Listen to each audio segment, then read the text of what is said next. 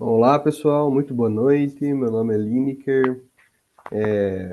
Queria agradecer, já começar, né, a nossa fala agradecendo o convite da Ana Júlia, da equipe, né, da Duane, e espero que a gente consiga conversar e consiga contribuir com vocês um pouquinho da visão sobre como nós podemos utilizar os dados para gerenciar e também entender, né, sobre a nossa startup, nossa empresa, instituição e etc. Eu vou compartilhar minha tela com vocês.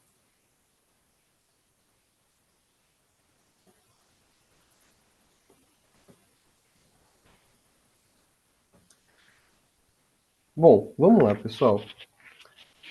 Dados e processos, como sua startup pode tomar decisões inteligentes. Então aqui nós vamos ter uma fala inicial, né? Eu vou realizar uma fala inicial abordando os principais tópicos do processo de análise de extração de dados, mais voltado para os casos das startups, né? Então eu vou dar uma visão abrangente inicial sobre o que pode ser realizado com coisas mais simples e depois também vou trazer aqui durante essa fala abordagens que possibilitam escalar, né, algumas soluções.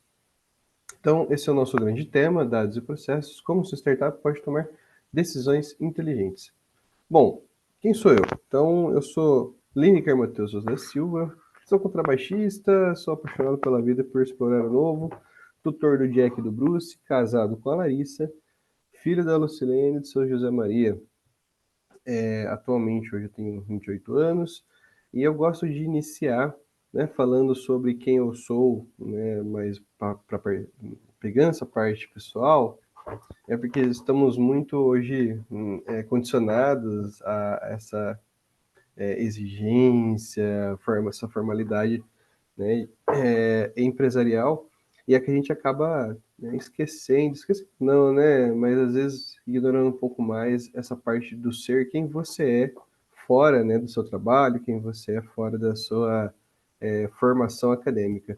Então, eu sou de uma cidade lá do interior, Santa Adélia, já fiz alguns serviços, já trabalhei em algumas empresas com dados, utilizei ferramentas como ClickSense, utilizei ferramentas como Power BI, e como experiência maior foi em São Paulo, né, onde recentemente eu me mudei de lá, hoje eu estou em São Carlos, faz mais ou menos 2 meses, por movimentações da vida, como, né, a gente vai seguindo com os fluxos que acontecem. Então, para começar, eu sou professor em análise e desenvolvimento de sistemas no Senai. Antes disso, eu era especialista em educação profissional e, como mencionei, já trabalhei com dados em outras instituições também. Então, sou mestre em ciência da informação pelo FISCAR, tecnólogo em gestão empresarial pela FATEC e trabalho com dados há cerca de 5 anos. Então, eu pude ter uma visão geral sobre o todo, né, de como as coisas acontecem, geralmente acontecem na prática, ali no operacional dos dados e como isso pode realmente contribuir para a sua startup, observando que os dados eles são muito importantes quando a gente precisa tomar decisões. Então, essas decisões, elas, quando baseadas em evidência, nós temos a possibilidade, capilaridade também de tomar, de embasar essas decisões de forma correta. Então, vamos começar. Meu LinkedIn, meu portfólio, depois eu vou deixar com vocês também alguns contatos. E o que vocês vão ver dentro dessa 1 hora? Primeiro, um mapa simples e aplicável para estruturar os dados da sua startup. Eu vou passar em uma dos itens e comentar que hoje o feito, né, o que você tem disponível, ele pode ser sim muito útil, né, se bem organizado, se seguir uma estrutura da lógica da análise de dados, nós conseguimos retirar insights, né, fazer análises muito robustas, baseada em planilhas de Excel, né, em dados externos, então APIs, em bases abertas do governo, por exemplo. Então, essa estrutura, a lógica dela, quando aplicada, permite com que a gente consiga desenrolar melhor toda essa estrutura de dados. Vocês vão ver também como transformar dados brutos em decisões estratégicas, porque a transformação desses dados em informação estratégica também é relevante. Muitas vezes a gente acaba focando em dados, né, captar esses dados, depois já querer um processo mais simplificado e mais curto de decisões, para tomar essas decisões estratégicas, mas o que tem no meio e como é feito também importa por conta da cultura em que nós temos nas instituições, né? Então, basear, voltar essa cultura para dados na empresa também faz parte do processo de análise. Ferramentas acessíveis que você pode usar hoje mesmo, então, nós vamos falar muito, né, das ferramentas que a gente já tem em formato CSV, pode ser o Excel, Google Sheets, etc. Casos reais que mostram como tudo isso funciona na prática, e um modelo de ação rápida para começar pequeno e escalar com segurança. Então, quando a gente tem uma startup, falamos muito sobre como nós vamos escalar aquela solução. Escalando a sua empresa, escalando a sua solução, automaticamente você vai precisar de uma estrutura de dados mais complexa, mais robusta, mais voltada para organização e gestão de tudo isso. Legal? Então, eu vou pedir para que vocês, por gentileza, escaneiem o código abaixo. E aí, quando vocês escanearem, vão aparecer 3 campos para vocês preencherem. Aí, o que eu vou pedir para vocês fazerem? Vocês responderem o que é dados para você. Então, o que é dado? A gente tem aqui 2 palavrinhas já, dado informações que já estão bem correlatas, né? Então, eu peço para que vocês utilizem aí esse espaço, né, esse QR Code, para a gente entender.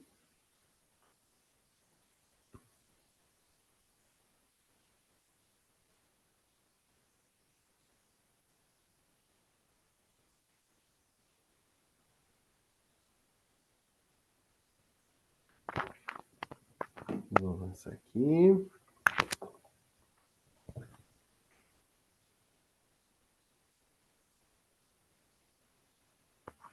Então, em dado, nós temos aqui números, né, agregar, valor, informações, registros,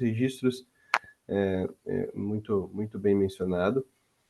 E a partir, então, dessas informações mesmo que nós temos um conjunto, né, uma base sólida para trabalhar a informação. Então, a informação ela realmente está diretamente ligada com o dado e entender como essa nova, como se baseia esse processo é muito relevante, né? Novo petróleo, legal, são a base para decisões, provas, onde apoiamos estratégias.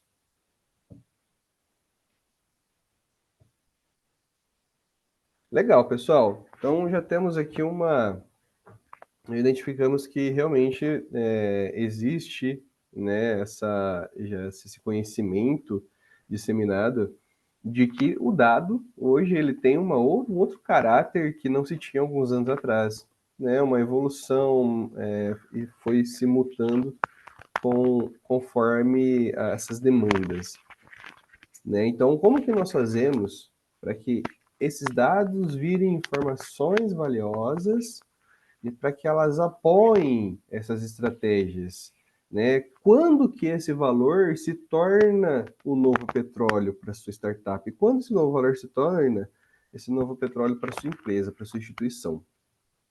Mas para falar de dados, a gente tem que falar um pouco sobre a estrutura de como isso acontece por trás desses dados. Tá? Eu vou mudar aqui de tela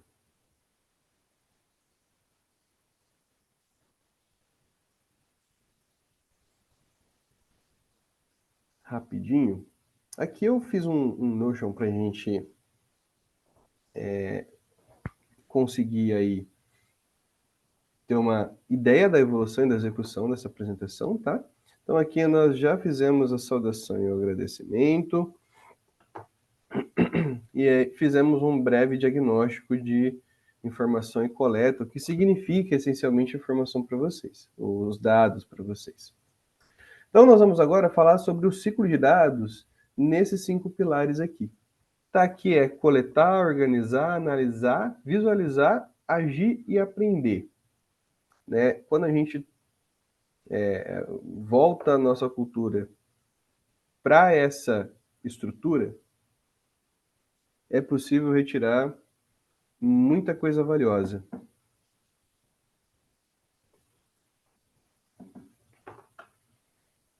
Bom, esse é o ciclo Data Driving, né? E o Data Driving ele é um conceito onde ele une várias informações de bases diferentes, de lugares diferentes, em um único lugar, em um único banco de dados, Data Lake, Data Warehouse. Vou falar um pouquinho sobre esses conceitos depois.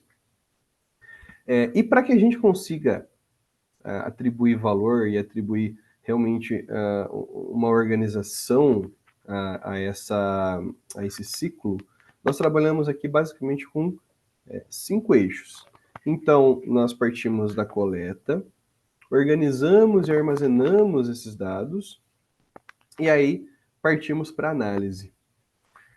Após a análise, então, após nós termos algumas certezas, nós vamos para as visualizações. Após nós termos as métricas bem definidas, né, os dados, as fórmulas, os cálculos, todos validados, nós vamos para a visualização dessa informação.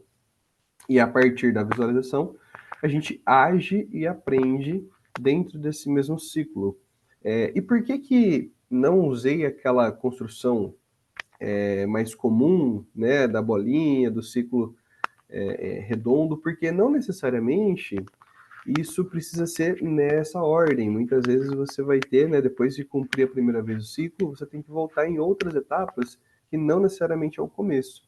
Mas é para isso que a gente necessita necessita da importância desses dados, né, de um conjunto, de um dicionário de dados, que traga esse valor, né, para esse ciclo.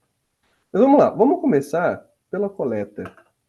Então, quando nós falamos de coleta e extração, nós temos aqui dois principais eixos, ok? Dentro desses dois principais eixos, nós vamos fazer duas perguntinhas chaves. Onde eu vou coletar essas informações, da onde eu vou extrair e como eu vou fazer isso? Né? São duas perguntas importantes a partir desse eixo de coleta. Então, onde? Onde nós podemos ter essas informações? Então, em APIs, então, são conexões que são possíveis de realizar e ler informações externas. Por exemplo, a gente pode usar uma API do INMET para saber qual é a temperatura da cidade em que a gente vive. Isso não necessariamente através de um aplicativo, né? Eu posso ter acesso a esses dados. Então, é basicamente como você acessa os dados de uma determinada instituição, empresa, etc. O Google, por exemplo, tem muita API sobre o Google Maps. Então, muitos aplicativos têm como base toda a base de dados do Google Maps. E aí existem níveis, né? E esses níveis vão níveis de acesso por contratação de mais acesso, tem também os gratuitos, né, que são as APIs gratuitas, que qualquer pessoa tem acesso. Os bancos de dados internos geralmente são aí bancos que são gerados por um sistema interno. Então você tem um ERP e aí gera esse banco de dados internos, esse banco de dados interno, mas não necessariamente só com esse ERP. Eu posso ter também outros sistemas armazenando essa informação lá. Marketplace, então, eu posso extrair essa informação de um marketplace para entender como estão o preço, como está o preço de um determinado produto em outros concorrentes.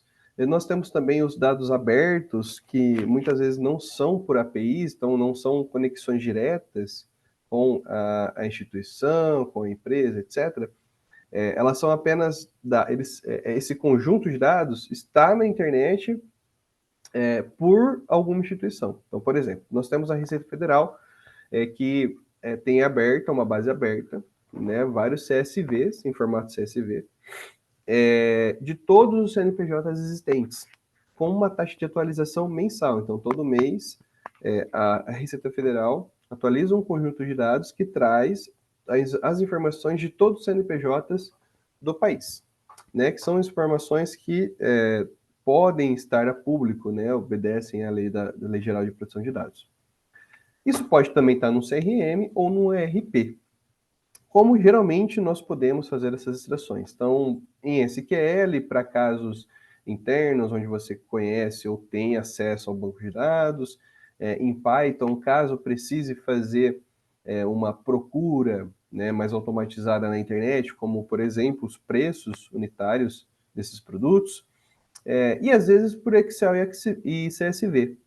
Né? São planilhas que estão disponíveis, como, por exemplo, da Receita Federal, onde você precisa baixar esse arquivo e depois realizar todo o tratamento. Então, só para a gente entender, e aqui talvez seja a parte até que eu vou demorar um pouco mais, que essas informações, esses dados, eles vêm de muitos lugares. E aqui que está a dificuldade de você conseguir juntar tudo isso e agregar valor de verdade à sua instituição, à sua startup. Então, onde nós temos a informação e como a gente vai extrair ela de lá. São passos importantes dentro da minha coleta e extração. Bom, passando da minha coleta e extração, eu vou seguir aqui na minha organização. Então, o que eu faço com os dados que coletei? Coletei lá Receita Federal, coletei a API do Google, peguei alguns arquivos também do IBGE. O que eu faço agora? Eu separo esses dados em tipos, né? E nos 4 principais tipos de dados que nós temos são os dados internos, os dados externos, os dados históricos e os atributos úteis.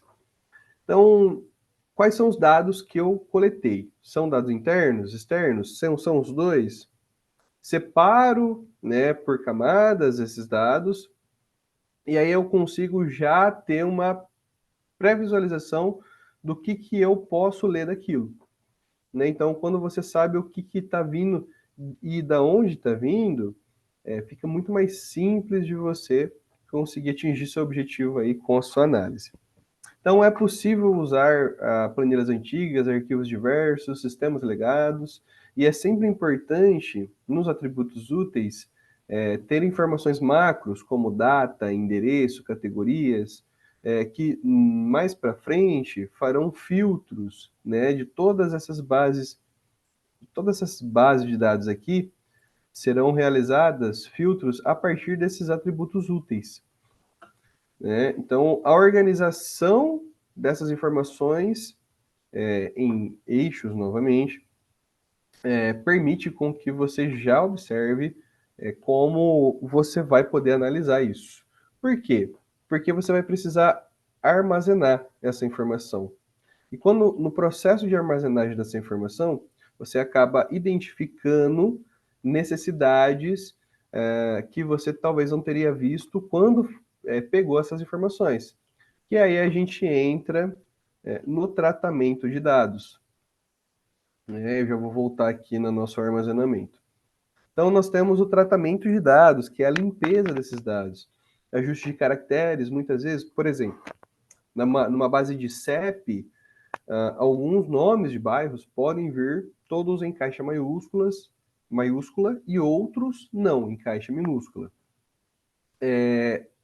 Para que nós tenhamos, né, seguindo também boas práticas e para que a gente tenha mais facilidade de identificar tipos de caracteres, de letras, a gente tem que padronizar tudo isso.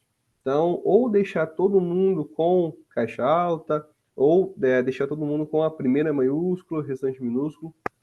Mas é importante que nós padronizemos os dados na entrada. E aí a partir disso, nós tenhamos a possibilidade de transformar esses dados. Então, juntar tabelas, eu posso juntar a tabela de cadastro de CEP do IBGE com a tabela da Receita Federal de CNPJ. Né? Então, quando você está no processo de aquisição desses dados, essa visão também é muito importante, né, para que a gente consiga aí seguir com essas análises. Então, que tipo de armazenamento geralmente se é utilizado em um ciclo data driving? O que a gente tem disponível. Né? Muitas vezes a gente não tem um banco de dados, não tem um servidor, não tem outras possibilidades de armazenar. E conforme nós vamos escalando, nós conseguimos trazer mais valor para isso, trazer mais investimentos, estrutura, etc. Mas começando no simples, que é o mais objetivo e rápido, Excel e planilhas bem organizadas. Então, de novo, se eu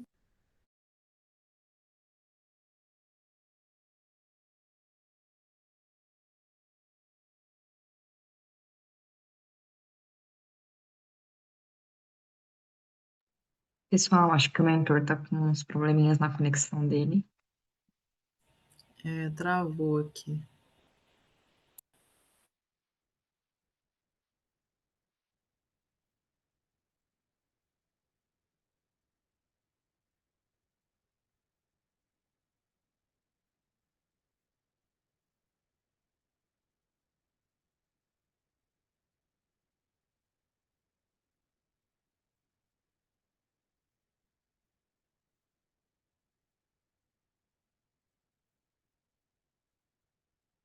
Só um minutinho, então.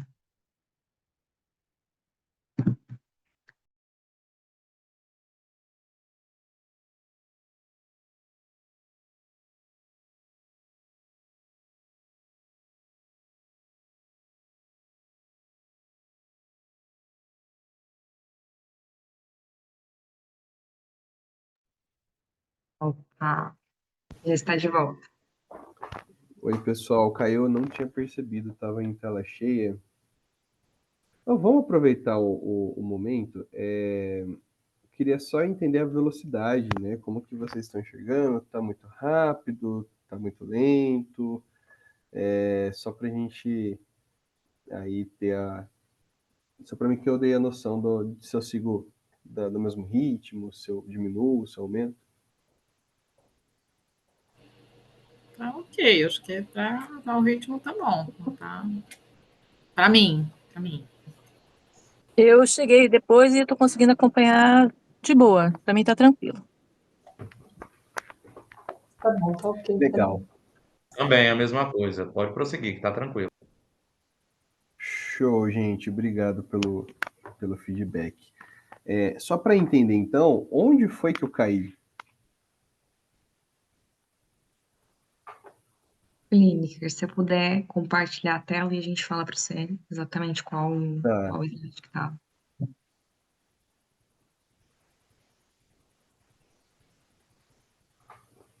Bom, dentro do armazenamento, eu passei pelos tipos de uso e, né, quais seriam as ferramentas relacionadas com cada tipo de uso. Antes dos tipos de usos, eu estava falando do tratamento das informações. Acredito que tenha sido entre esses dois aqui que eu Isso, tenha você caído. já tinha começado a falar um pouquinho das ferramentas ali para o armazenamento. Para armazenamento, tá Tá, show. vai. Legal. Então, voltando um pouquinho, vou voltar do começo do armazenamento, só para pegar aqui o fio da meada. Então, o uso diário, né, e simples do Excel ou Google Sheets, o que for mais compatível com a sua realidade, desde que bem organizados, eles vão ter o mesmo efeito do data driving. De novo, isso é uma forma escalável. Então, se eu já tiver organizado na hora de eu escalar isso para um banco de dados, na hora de eu utilizar alguma ferramenta de automação, uma inteligência artificial, uma generativa, e eu ter essa estrutura já trabalhada nos meus dados, facilita muito para execução, basicamente, desse projeto, tá? Deixa eu só voltar para a gente ter mais espaço aqui na tela, voltar para a tela cheia. Então, ela tendo, basicamente, essa de organização, né, várias planilhas de Excel organizadas em pastas, estão dados internos, externos, históricos, e os atributos úteis, que é uma estrutura que a gente chama de estrela, né, nós conseguimos linkar esses dados de acordo com palavras-chave, né, ou chaves primárias, chaves secundárias, etc.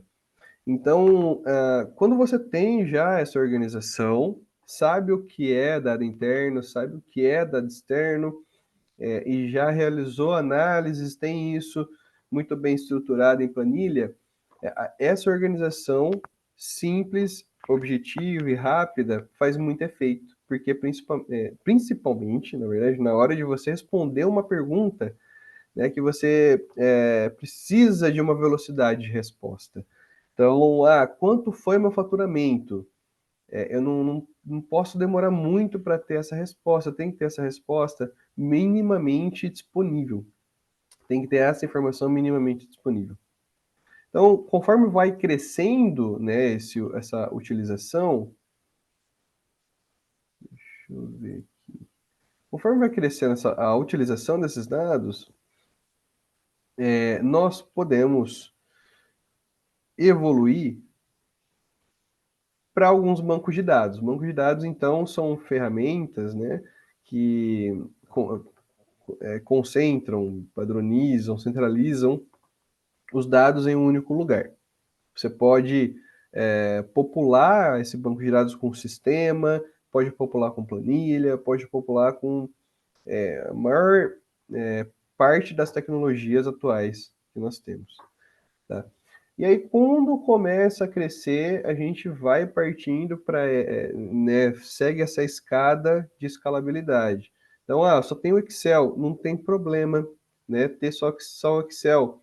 É um início, e o Excel ele dificilmente deixa de ser utilizado nesse processo. Vocês vão ver que ele está tanto na análise, né, quanto na visualização da informação. E aí eu cresci, consegui trazer o meu servidor, meu banco de dados estruturado, relacional. Aí eu começo a trabalhar com automações de fluxo de trabalho. Então, como que eu vou continuar extraindo essas informações da internet? Eu extraí uma vez, eu baixei em CSV na mão e salvei lá na pastinha. Beleza, e como que eu automatizo isso agora? Como que eu consigo trazer mais velocidade para esse fluxo? Automações de trabalho, com Power Automate, Notion, N8N, Base Row, que são ferramentas utilizadas para esse tipo de atividade. E aí, quando cresce muito, né, que passa a ser, a trabalhar aí com 100 megas, 300 megas, de 300 megas para 30 gigas, 50 gigas, 100 gigas de dados, você precisa de uma coisa mais densa, né? Então, os data lakes ou data warehouse servem exatamente para isso. Quais são os do mercado que geralmente são utilizados? Tem a BigQuery, que é do Google, a AWS, e a Azure, geração 2. Não necessariamente existem só essas, mas são as mais famosas do mercado. Tá? Então, quando cresce muito a sua estrutura de dados, é necessário também que a sua infraestrutura acompanhe, né? E aí, às vezes, uma nuvem vai ter um custo muito menor do que um servidor físico alocado na empresa, né? Considerando hoje que as empresas de nuvem têm que tomar muito cuidado com os seus dados, né? Tem toda a questão da LGPD.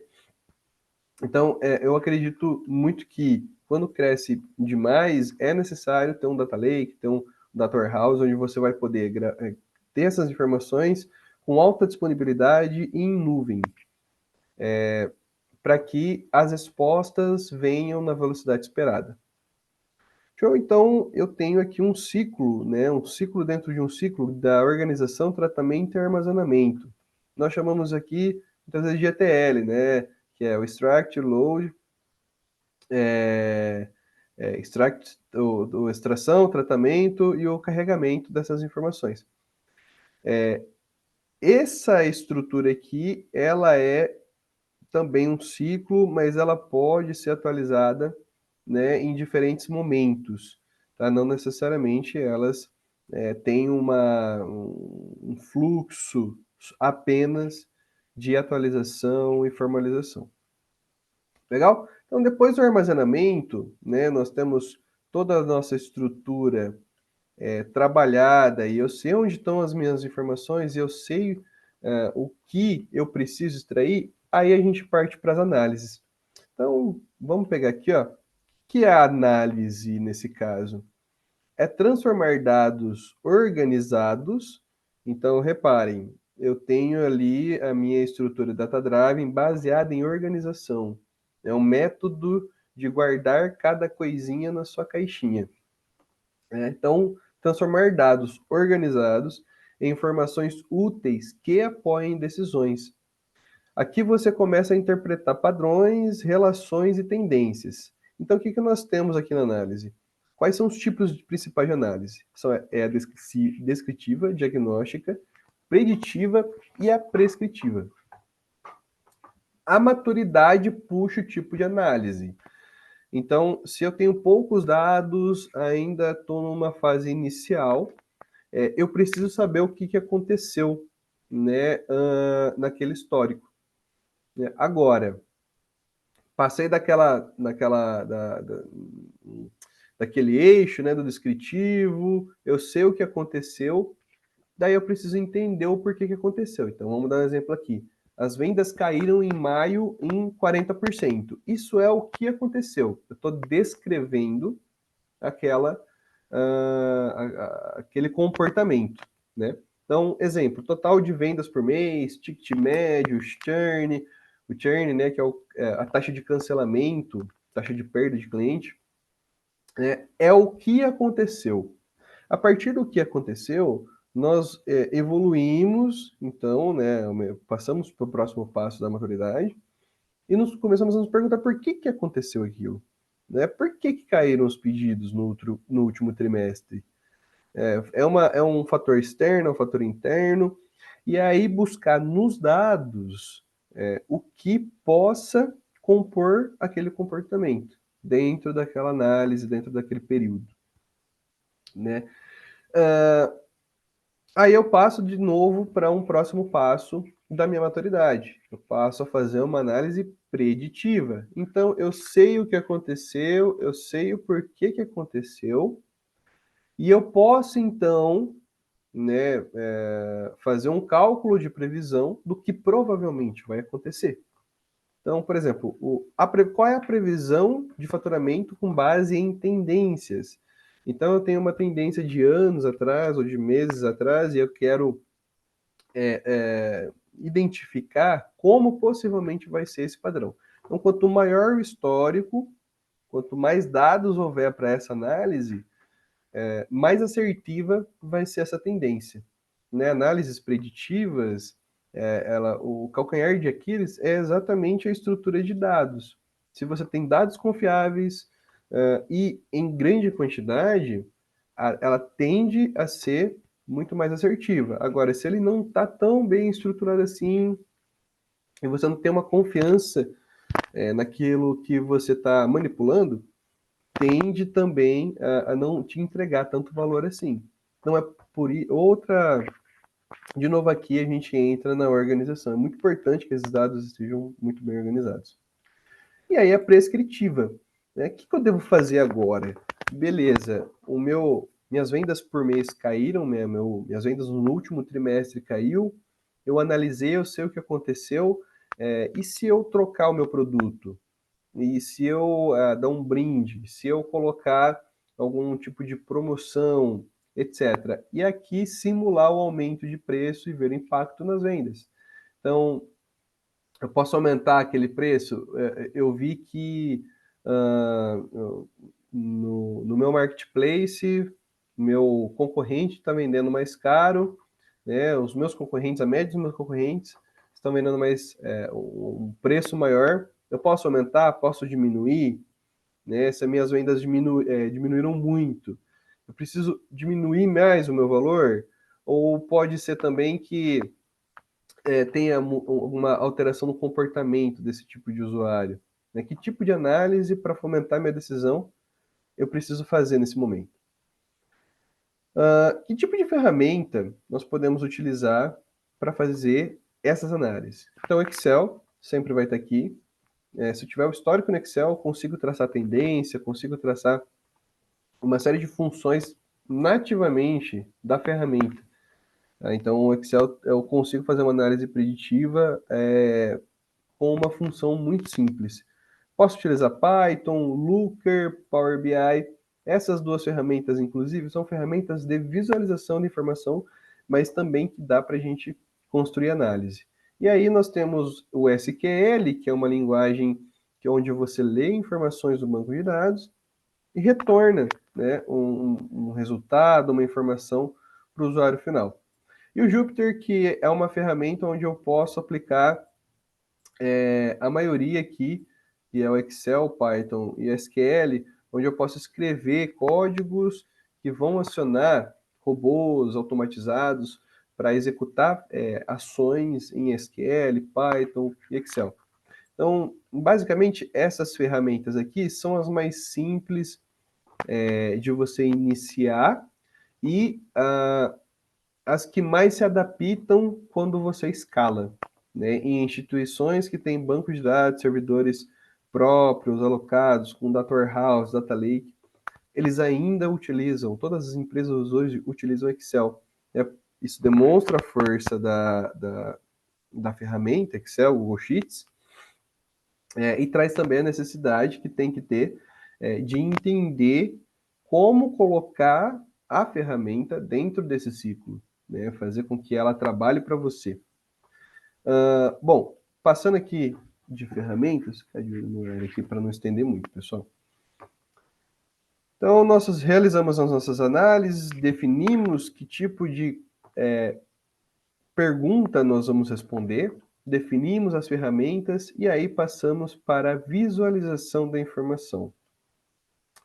Então, o que é a visualização da informação? É traduzir análises em gráficos claros, facilitando a tomada de decisão por qualquer pessoa da equipe, sem precisar decifrar planilhas. Aqui é muito mais técnico, né? Mais para a parte de usabilidade do usuário, da experiência do usuário, de que tipo de cor eu vou utilizar, qual o tipo de gráfico eu vou utilizar, para realmente traduzir para o usuário final. Para quem eu estou falando para o meu cliente final, para o meu cliente organizacional, que nível seu cliente organizacional está? É operacional, é tático, é estratégico? E basicamente aqui eu posso utilizar dentro dessa visualização que mais facilita o nosso dia a dia, são KPIs, são Key Performance Indicator, onde esses KPIs vão ser números, né, basicamente brutos. Por exemplo, foram vendidos 500 produtos A, né, em um período definido. Toda parte de mensuração simples a gente traz com o KPI, né? A partir dos KPIs, nós debulhamos aí toda a análise. Então, eu começo a fazer comparações entre períodos, né? Eu vendi mais ano passado ou esse ano? Existe algum ano que eu tive um funil, tive algum gap, onde eu não vendi tanto assim? né, que volto também na análise, onde eu já identifiquei, né, que eu não vendi muito bem no último trimestre, mas eu quero ver isso como se comportou de forma gráfica. Eu quero saber qual foi o tamanho da distância que ficou um trimestre do outro. Então, a visualização, ela basicamente serve para traduzir todo o processo anterior. Né? Ela que vai ajudar a entender o que está sendo dito naquele painel, naquela ferramenta, naquele BI. E as ferramentas de visualização geralmente são Excel, de novo, visualização. É possível fazer gráficos, construir painéis, etc. O Looker, Power BI, Tableau e Streamlit são ferramentas de visualização. Então, elas são desenvolvidas para a visualização do usuário. Tá? E essas ferramentas aqui, a maioria delas tem licenças gratuitas e licenças pagas, com exceção do Streamlit, que é open source. Né? O Streamlit é open source, mas ele é baseado em linhas de código, ele não tem uma interface gráfica voltada para análise. Desenvolvimento dessa análise, né? Ele é para visualização da informação. Na visualização, pessoal, menos é mais, nós temos que evitar gráficos poluídos, escolher o tipo certo de dado, e o objetivo é clareza e não complexidade. Se os gráficos estão difíceis demais de ler, é porque a gente pode melhorar. E aí, trazer todo esse ciclo em análise individual de cada eixo. Né? Por quê?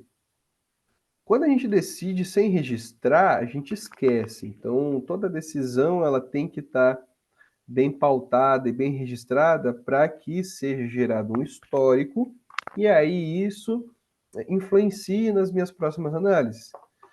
Aprender sem agir é perder tempo. Então, se a gente também ficar muito no campo técnico, não, tem que aprender ferramenta, eu tenho que evoluir tal situação, evoluir essa, mas não acaba executando na prática, né, aquele aprendizado, você perde um tempo valioso aí que você poderia estar treinando, por exemplo, você poderia estar praticando todo esse conhecimento adquirido, que seja na gestão desses projetos, que seja na operação desses projetos, porque o aprender aqui dentro do Data Driving, ele é completamente necessário em várias etapas técnicas, né? E quando eu falo de etapa técnica, é entendimento da regra de negócio, da análise, da pesquisa que eu tenho que fazer para chegar no meu objetivo. Então, separar em etapas, onde eu decido o que vai ser registrado e eu consigo aprender ao mesmo tempo de aplicar determinadas técnicas, eu tenho um equilíbrio, né, simbiótico aí muito bom. E o ciclo se fecha quando os dados se tornam movimento e melhoria. É quando eu consigo aplicar basicamente o ciclo de maturidade de análise em si, descritiva, diagnóstica, preditiva e prescritiva. Então, eu sei o que aconteceu, por que aconteceu, o que pode acontecer e o que eu preciso fazer agora para atingir um resultado esperado.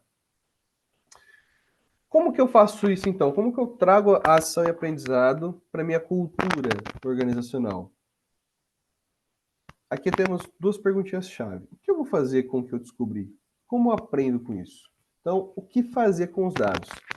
Tomar decisões com base em evidências, então mudar a estratégia de venda, otimizar estoque, investir, cortar, né, alguns custos, testar hipóteses, e se eu trocar o layout da página, se eu trocar o layout físico, né, planejar melhorias, então criar novas campanhas, melhorar a jornada do usuário, e etc. E como que eu, então, transformo esse aprendizado em algo contínuo? Check-ins semanais ajudam a manter essa cultura. Então, o que os dados mostraram, seja na semana passada, no mês passado, é o que foi feito a partir dessa análise, né? O que a gente aprendeu a partir desse ciclo.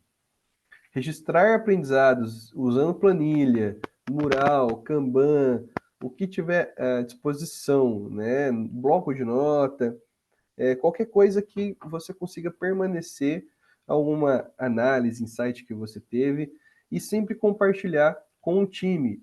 Um time alinhado, né? Porque a gente tem na pirâmide estratégica, né, os níveis estratégico, tático, operacional, mas quando a equipe inteira está alinhada, então quando a gente tem o alinhamento do nosso estratégico muito bem traduzido pelo tático para o operacional, nós temos um ganho muito valioso na nossa organização, e a cultura Data Driving, ela é basicamente, ela é consumida, né, por essa cultura. Né? Então, quanto mais alinhada a empresa estiver, quanto mais alinhada a organização estiver, melhor vai ser para esse resultado. Porque aí todo mundo está olhando para o mesmo lugar de formas diferentes, que é o que traz riqueza. E está baseado aqui em 5 passos. Eu decido o que eu vou realizar, então, né, isso está mais alinhado com estratégico e tático. Eu testo ali no meu tático, eu aprendo e dissemino esse conhecimento, registro mais os conhecimentos que foram gerados pela equipe, e aí isso tudo compõe já a minha cultura, porque todo mundo está olhando para o mesmo lugar de formas diferentes e interagindo com esse ecossistema, com toda a sua estrutura. Então, basicamente, pessoal, o ciclo da Data Driving ele é composto por esses 5 eixos. Existem outros, né? Tem gente que gosta de colocar mais eixo, menos eixos, mas, de forma geral, nós temos como esses 5 principais pontos de atenção e de cuidado na hora de construir o seu Data Driving. Bom, deixa eu voltar aqui na minha apresentação. Para a gente continuar aqui, seguir nosso fluxo, então nós vamos coletar, organizar, analisar, agir e aprender. Não acredito que dê tempo de passar talvez todos os casos, tá? Mas eu vou passar um desses casos aqui, caso dê tempo, eu vou passar outro, e aí a gente já parte para a nossa reflexão e encerramento. Vamos lá. Eu vou mostrar aqui, eu vou abrir meu portfólio.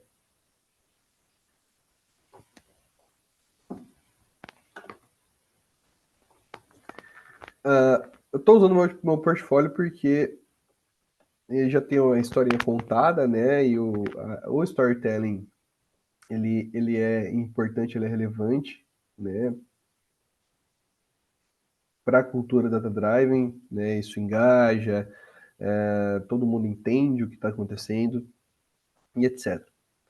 Como eu falei para vocês, as ferramentas são SQL, Power BI, o Azure, que é o Data Warehouse, e também um modelo de workspace. Então, são várias bases de lugares diferentes juntas no mesmo lugar.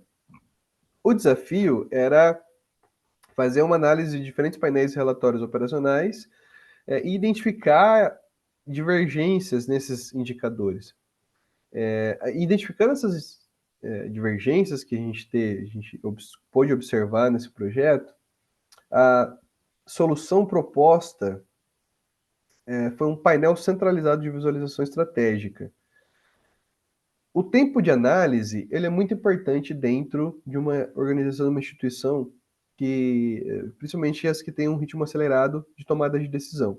Então, quando você tem uma informação disponível sobre algo que você precisa para fim de semana, né, para um curto período de decisão, onde você não tem tempo hábil para fazer um levantamento do que você precisa para responder aquilo, é relevante, né? Quando você entrega você diminui 2, 3 dias de análise de uma coisa, você ganha aí a capacidade de pensar, por exemplo, o que pode acontecer com aqueles números. Então, aqui a gente teve uma receita, né, na gestão financeira, nós tivemos uma receita por tipo educacional, tecnológica, porcentagem de execução orçamentária, indicadores de inadimplência, matrículas, então a produção de uma instituição, de uma organização, sem fins lucrativos, basicamente, o quanto de execução orçamentária eu tenho, então do quanto que eu gastei, né, o quanto que eu tenho para gastar, o quanto que eu já gastei. Qual é o indicador de inadimplência?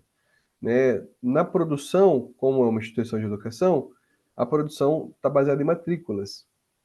Quantos evadidos, quantos concluintes, qual que é o meu aluno hora, a minha taxa de evasão. Então, todos esses critérios, eles vão entrando, né, e compondo um cenário. E aqui, por exemplo, nós temos um exemplo de cenário. Né? Então, a gente tem 3 eixos aqui, né, na tela. Temos 3 eixos aqui, e esses eixos, eles estão correlacionados. Então, eu tenho uma gestão de docente, eu tenho a minha produção, a minha execução financeira, toda entrelaçada para tomar decisões.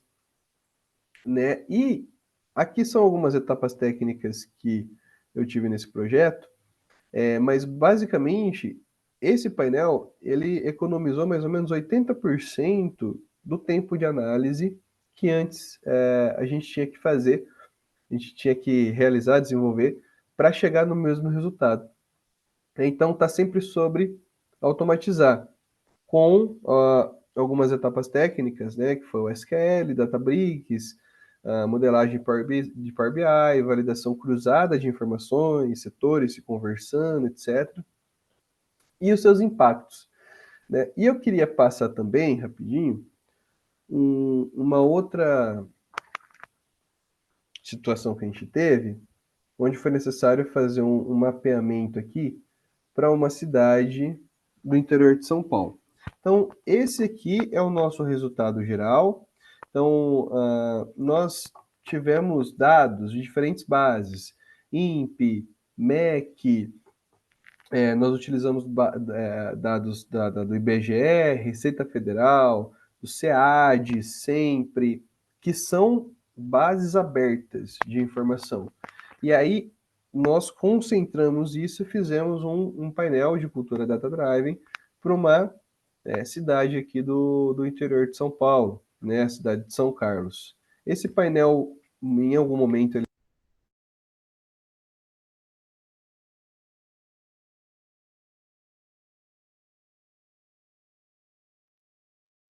Acho que o monitor caiu de novo aqui. Vou mandar uma mensagem para ele.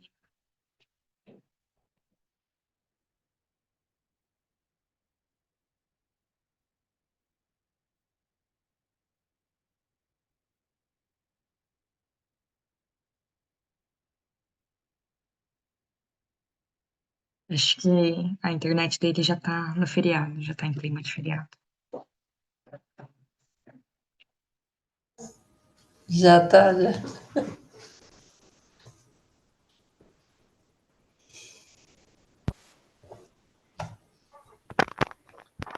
Pessoal, a minha internet não está colaborando comigo hoje. Peço desculpas, tá?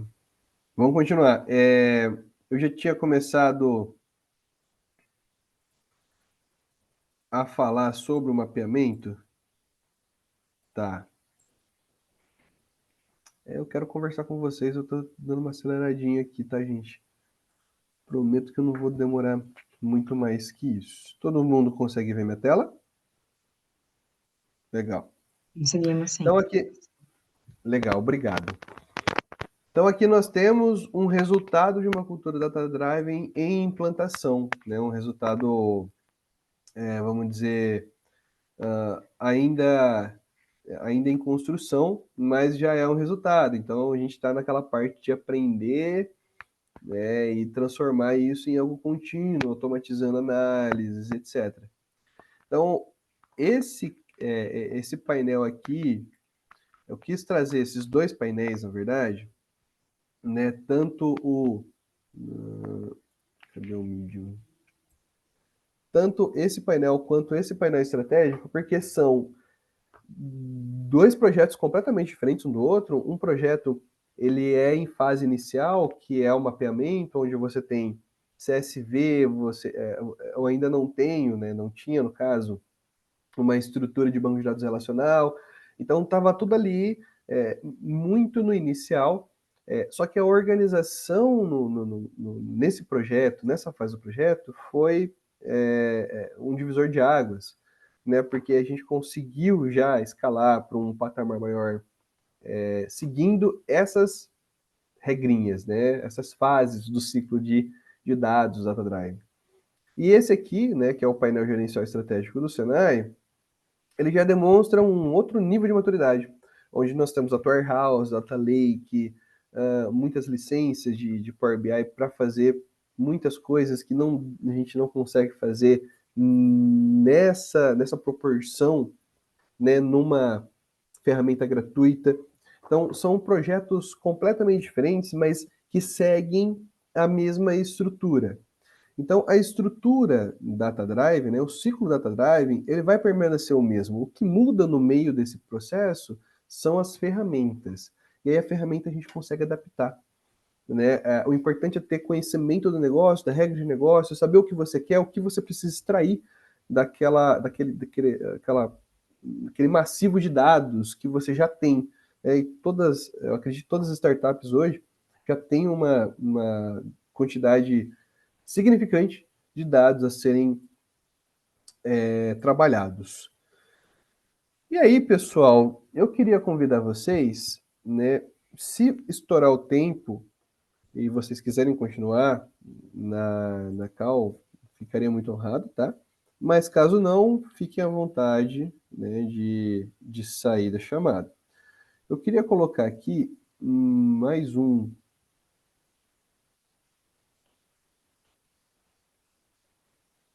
Tá. Propor uma reflexão prática agora com a participação de vocês. Quem puder, por gentileza, abrir o microfone, interagir, eu acho que seria bem legal se isso acontecesse. Caso contrário, vocês podem também utilizar o chat, tá? Então, aqui eu quero fazer um exercíciozinho com vocês, considerando que tipo de contexto? Vamos supor que exista uma startup de delivery numa cidade. Para essa startup de delivery, quais poderiam ser os dados importantes, né? Que dados a gente poderia considerar como importante? Eu vou ficar aqui com o bate-papo aberto também.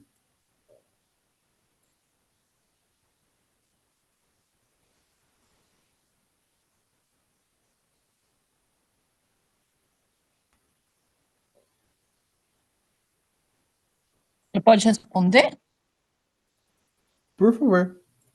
Eu acho que primeiro, assim, o número de habitantes da cidade, quantos restaurantes ou algo o que seria, né, a minha empresa estaria representando como concorrente, quantos concorrentes teria, né, na prática, se tem uma estrutura boa, né,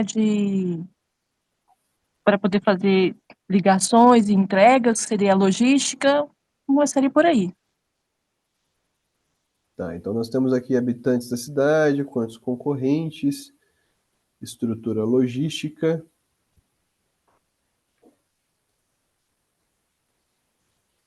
que mais que a gente poderia acrescentar como dados importantes para uma empresa de delivery?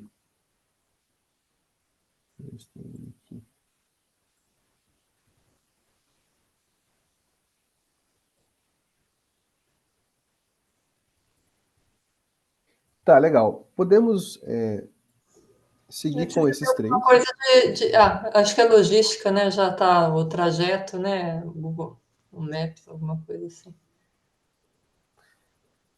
Aí a gente vai definir, né, que nem você comentou, trajeto dentro da estrutura logística. A estrutura logística é muito grande, né? Você mencionou uma coisa, a colega mencionou outra. é esse o momento da gente definir qual que é a minha métrica mais crítica, né? Então, é a estrutura logística? É os concorrentes? É habitantes da cidade? Qual desses a gente vai resolver primeiro?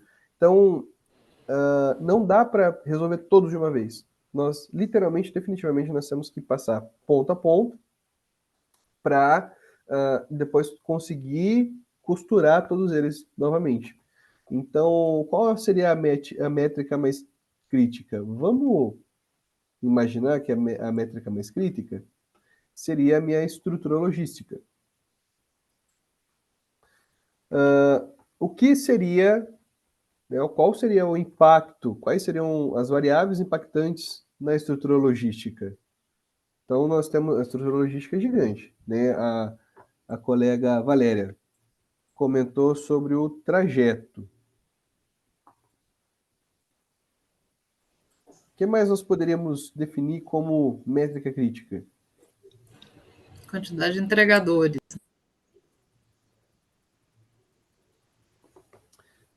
Aí acho que a gente já poderia colocar algo do tipo da relação entrega-entregador. Porque aí nós temos eu posso ter uma quantidade pequena de entregador na cidade, mas as minhas entregas comportam aquilo, né? Então, ter a relação entrega-entregador, acho que seria ok. O que mais? Mais um ponto, mais um tópico.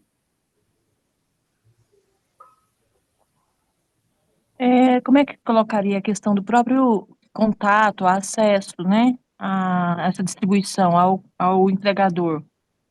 É uma plataforma, é um iFood, liga no estabelecimento, o estabelecimento é que liga para o entregador, é próprio, é terceirizado?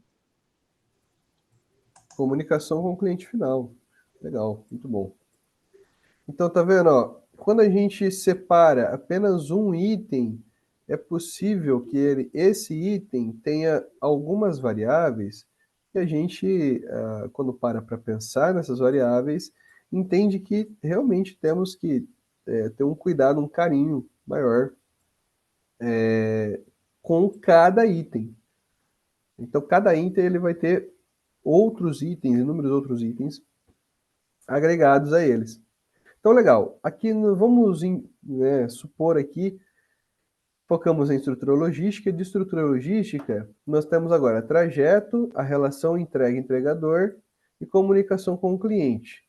Aqui eu vou colocar trajeto, e aí eu preciso do apoio de vocês também. Aqui no trajeto, eu vou colocar que é uma cidade de Minas. Muita estrada de terra.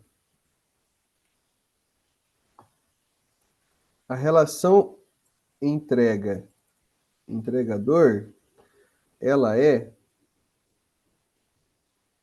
positiva.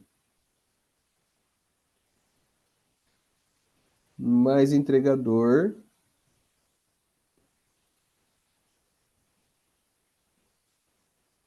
que entrega.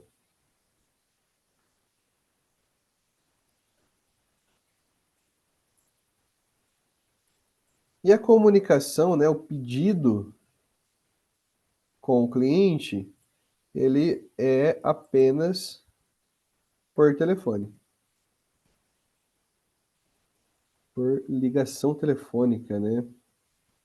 Telefônica.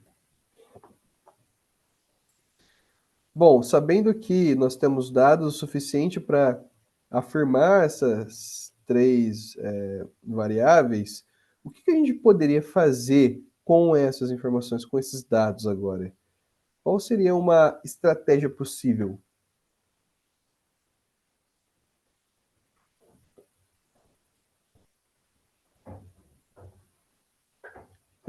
Vamos supor que a gente tenha que definir sobre contratar entregadores. Eu contrato mais entregadores? Contratar ou demitir, né? Tem que ter meta, métrica, né? Para você saber se você está chegando onde você quer. Exatamente. Se você tem mais entregador do que entrega, você não vai precisar necessariamente, né, contratar mais entregadores. E com a minha comunicação com o cliente apenas por ligação telefônica, eu tenho que investir, por exemplo, em cartazes, em coisas que vão além da ligação telefônica. Porque, por exemplo, no Instagram, você consegue fazer pedido pelo Instagram e ver já o produto. Por ligação telefônica, já não é possível. Então, quais são as estratégias de comunicação que eu tenho para chegar nesse cliente? Né? Os trajetos, eles vão deixar as minhas entregas mais caras, porque tem muita estrada de terra, e aí a minha moto vai quebrar mais, meu veículo, né, vai quebrar mais, vai gastar mais combustível, né? O entregador vai ser próprio, eu vou fazer por dia, né? O entregador vai ser de contratado, né, CLT, ou vai ser um freelancer. Então, são exemplos aqui de estratégias que a gente poderia ter apenas com 3 métricas, né? 3 aqui opções, né? Baseado em uma pergunta de que a gente pode fazer com esses dados. Existem outras abordagens que nós poderíamos ter aqui, N outras, né? Infinitas abordagens aqui, mas o exercício é só para a gente entender que, de acordo com os dados que a gente tem, com a fidelidade desses dados, então vamos supor que a minha relação aqui, que é positiva, na verdade, foi um erro de cálculo. E a gente não tem mais, não tem essa relação entregador positiva. A gente tem menos entregador, né, e mais entregas. Então, quando você tem confiança nos dados, você tem mais assertividade nas suas decisões. Quando você não tem essa confiança bem desenvolvida, não tem isso de forma cíclica, onde você tem essa revisão pela sua equipe, pelos pares, isso tudo passa a ser mais complicado de se gerenciar, né? Então, são 3 aqui exemplos que a gente pode indicar para um exercício de reflexão. Legal? Deixa eu voltar aqui para a minha apresentação. E aí, antes de voltar para a apresentação, eu vou dar um pulinho aqui.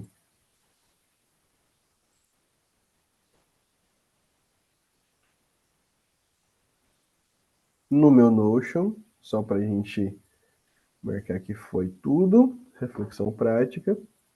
Falar um pouquinho das ferramentas e aí a gente já parte para o fechamento. Vamos lá, pessoal. Então, quais são as ferramentas que a gente pode utilizar no meu dia a dia? Para permanecer a informação, pode ser Excel, pode ser banco de dados, aqui eu coloquei alguns exemplos como PostgreSQL, MySQL, o R é para análise de dados, nós temos orquestradores também, linguagens de programação específicas para dados, mas tudo isso lembrando, adaptar a ferramenta para a sua necessidade. Né? Trazer o Excel quando tem que ser Excel, Power BI quando tem que ser Power BI, banco de dados quando tem que ser banco de dados, e entender que isso vai ter muito valor e muito retorno, né, para suas decisões, para sua startup, para sua empresa, entendendo que as suas decisões bem direcionadas vão ter um nível de assertividade bem legal. Certo? Vamos para ação. Vamos para ação aqui, não é agora, tá? É para deixar a reflexão para vocês levarem para o dia a dia de vocês, observar o processo diário de como está a coleta de informação, né? Como que está a estrutura de informação, a estrutura de dados da sua organização. Escolhe uma métrica, hoje monte seu próprio dashboard, monte sua própria visualização. Pode ser Excel, pode ser na ferramenta que você tiver, essa possibilidade, tá? É começar pequeno, aprender rápido e evoluir com esses dados. Então, a gente evolui conforme a necessidade, a demanda, né? A gente vive num modelo econômico que é baseado na demanda.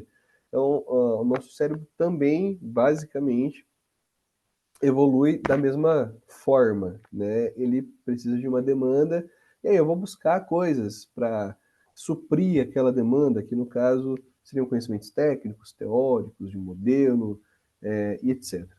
Então, escolhe uma métrica, entenda quais são os seus dados e se eles estão organizados bem o suficiente para que lá no futuro eu consiga escalar, eu consiga trabalhar de uma forma mais intensa. Legal? Pessoal, agora eu queria deixar um tempinho, já estouramos o tempo, né? São 20h20. Estouramos 10 minutinhos aqui. Dúvidas, elogios, sugestões é comigo, reclamações é com a Ana. Tá? Brincadeiras à parte, obrigado aí pela atenção e por quem compareceu. E eu fico aqui à disposição de vocês para trocar uma ideia, conversar, falar um pouquinho aí sobre os dados. E aqui também segue, pessoal, os meus contatos, tá? O meu LinkedIn, portfólio, meu WhatsApp para quem desejar aí mandar alguma mensagem, e-mail para projetos. Show? É isso então. Alguém gostaria de fazer alguma consideração? Tem alguma dúvida, alguma pergunta? Ficou claro? Deu para pegar legal? O tempo é pouco, né, pessoal? Então a gente faz, aborda, né, aquilo que é possível. Aí, quero Queria te agradecer, porque foi útil aqui. Acho que para quem está começando uma startup, pensar nessas coisas é meio longínquo, né? Quando a gente ouve assim organizado, ainda não é uma coisa, né, super tranquila, mas eu acho que é um bom começo aí para a gente olhar. A Ana, acho que depois manda a aula gravada, dá para a gente rever. Te agradeço aí. Legal, obrigado, Patrícia. Concordo com a colega, eu acho que é isso mesmo, a gente tem que estar pensando amplamente, né? Não é simplesmente chegar e pensar em abrir uma startup e começar já pensando no final. Planejamento é muito importante e ter essas métricas aí, os dados para fazer as análises é essencial. Obrigada e valeu, vamos rever essa aula várias vezes. Legal, legal. Sim, é muita. Às vezes o pessoal olha para a estrutura de dados, para dados, e pensa, não dá para fazer isso, não dá para fazer aquilo, é muito difícil. Mas não, na verdade, está mais relacionado com a organização, né, que a gente tem, e vocês vão precisar, para cumprir as etapas que a fundação coloca, né, para vocês precisam ter uma organização muito grande, precisa demonstrar esses dados. Quando isso está tudo organizadinho, muito mais fácil mastigar. Mas como as colegas falaram, estamos no começo, então tá no Excel por enquanto. É uma jornada, né? A gente vai começando ali com o Excel, que é o que a gente tem mais facilidade, né? Depois consegue evoluir nos dados. O Notion dá para usar. Eu fiz um roadmap inicial, fiz no Notion, estou começando a entender mais ou menos lá.